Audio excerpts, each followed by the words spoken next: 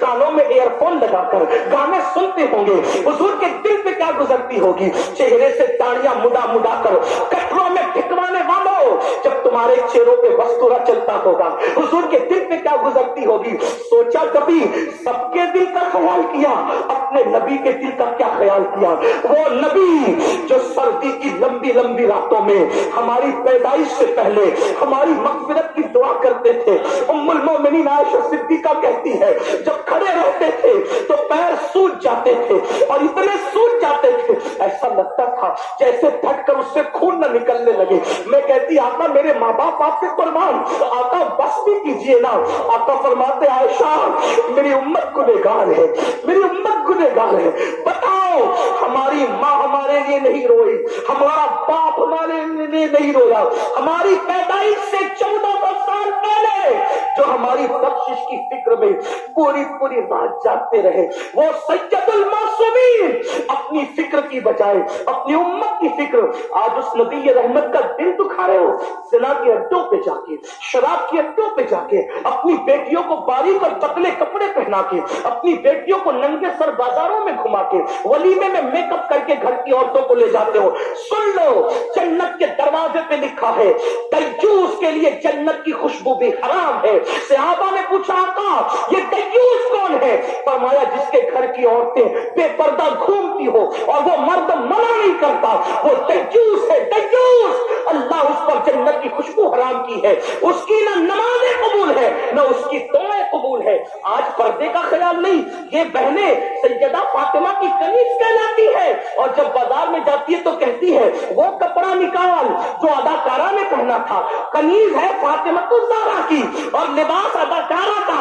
سن لو جب تک بیٹیاں توجہ کرنا، مشرق سے مغرب والے سن لے۔ آج بڑی بڑی کانفرنسوں میں ڈسکس ہو رہی ہے بچیاں کیوں بھاگ رہی ہے، بچیاں کیوں بھاگ رہی ہے، بچیاں کیوں بھاگ رہی ہے۔ درد بھری تقریریں اس کا حل نہیں ہے۔ جب تک بچیاں سیدہ فاطمہ کے کردار پہ چلتی رہی تب تک کسی نے نظر اٹھانے کی ہمت نہیں کی۔ جب بیٹیاں سیدہ کے کردار سے ہٹ گئی تو لوجوں کی قیمت بن گئی، لوجوں میں بک رہی ہے۔ اداکارہ کے طریقے پہ چلا کر بیٹیوں کی عزت کی حفاظت نہیں ہو سکتی۔ اگر بیٹیوں کی عزت بچانا ہے پھر سے سیدہ فاطمہ کا کردار عطا کر دو۔ سیدہ کیا ہے؟ ارے جس کے سر کے دوپٹے کو کبھی چاند و سورج نے نہیں دیکھا اس کو فاطمہ الزہرا کہتے، اور میرے امام کہتے جس کا آنچل نہ دیکھا مہو مہر نے، جس کا آنچل نہ دیکھا مہو مہر نے، اس ردائے نزاہت پہ لاکھوں سلام۔ حضور طائف میں پتھر جسم پہ لگے، دشمن نے جسم کو چھلنی کیا، اور عاشق کہلانے والے گناہ کر کے حضور کے دل کو اذیت دے رہے۔ کیا منہ لے کے جاؤ گے حضور کا دیدار کرنے؟ ابن عبد الرحمان حضور کی بارگاہ میں پہنچ کے بے ہوش ہو گئے، ہمت نہیں تھی سامنا کرنے۔ ڈاکٹر اقبال کا ذکر ہو رہا تھا، اقبال سے کسی نے کہا اقبال تم جرمنی برطانیہ تک کا سفر کرتے ہو، مدینہ منورہ کیوں نہیں جاتے؟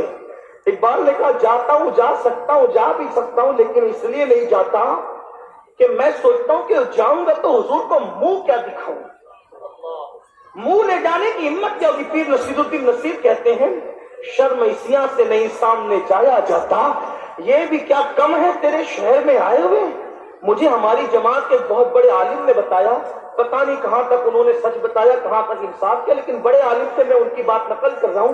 انہوں نے کہا ایک مرتبہ ہمارے دادا مرشد حضور مفتی اعظم سے کسی نے کہا کہ حضور سنہری جالیاں بڑی خوبصورت ہے، تو آپ نے فرمایا ہاں میں نے بھی سنا ہے کہ سنہری جالیاں بڑی خوبصورت ہے۔ کہا حضرت آپ تو 2 مرتبہ مدینہ شریف گئے اور 1 مہینہ 1.5 مہینہ قیام کیا اور آپ کہتے ہیں سنہری جالیاں خوبصورت ہے، میں نے سنا ہے، میں نے سنا ہے۔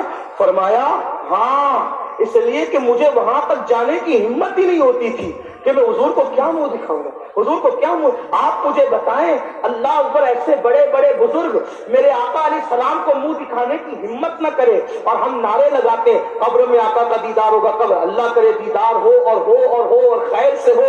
لیکن آپ سے پوچھتا ہوں اگر قبر حضور کا دیدار ہوا اور حضور علیہ السلام نے فرمایا ظالم چہرے سے داڑھی مڈا کر مجھے تکلیف پہنچاتا تھا، نمازوں کو ترک کر کے مجھے تکلیف پہنچاتا تھا، اور اللہ نہ کرے 1000 بار نہ کرے اللہ کسی دشمن پر بھی وہ وقت نہ لائے، دشمن بھی وہ دن نہ دیکھے، حضور چہرہ پھیر کر کے قبر سے واپس چلے جائے، مجھے بتاؤ کس سے مدد مانگو گے، کس کو دعائی دو گے، کس کی دعائی دو گے، کس کے دروازے پہ دستک دو گے؟ اللہ اکبر! جب سب دروازے بند ہو جاتے ہیں تو حضور کا کرم ہوتا ہے، ماں جب ایک لوتے کو چھوڑے آ کہہ کے بلاتے یہ ہے، باپ جہاں بیٹے سے بھاگے لطف وہاں فرماتے یہ ہے، بندے کو مرکز میں تھپک کر میٹھی نیند سلاتے یہ ہے، ٹھنڈا ٹھنڈا میٹھا میٹھا پیتے ہمیں پلاتے یہ ہے۔ بتاؤ جب وہی رسول روٹ جائے، ناراض ہو جائے اور منہ پھیر کر کے چہرے اندر پھیر کر کے قبر سے واپس چلے جائے، ہر آدمی اپنی تنہائی کو جانتا ہے، لوگوں کے سامنے خود ساختہ متقی پرہیزگار بننے والوں،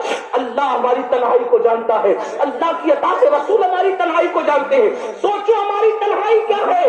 ابن عبد الرحمن ایک ناکردہ جرم کے احساس میں حضور کا سامنا نہیں کرتے، بے ہوش ہو کے زمین پہ گر پڑے ہیں، آقا نے نماز مکمل کی، جب نماز پوری ہوئی پوچھا عمر سلمان کہاں ہے میرا ابن عبد الرحمن؟ میرا چور حاکم سے چھپا کرتے ہیں یا اس کے خلاف، تیرے دامن میں چھپے چور انوکھا تھے، میرا ابن عبد الرحمن کہاں ہے؟ اس کی حضور وہ بے ہوش پڑے ہیں، سرکار نے ان کا ہاتھ تھاما، ان کے چہرے پہ ہاتھ رکھا، ٹھنڈے ٹھنڈے رسول اللہ کے ہاتھ جب ان کے چہرے پڑے آنکھیں کھول دی، سرکار نے فرمایا کیا حال بنا رکھا ابن عبد الرحمن؟ عرض کی یا رسول اللہ میرے پورے جسم میں اب خون نہیں رہا،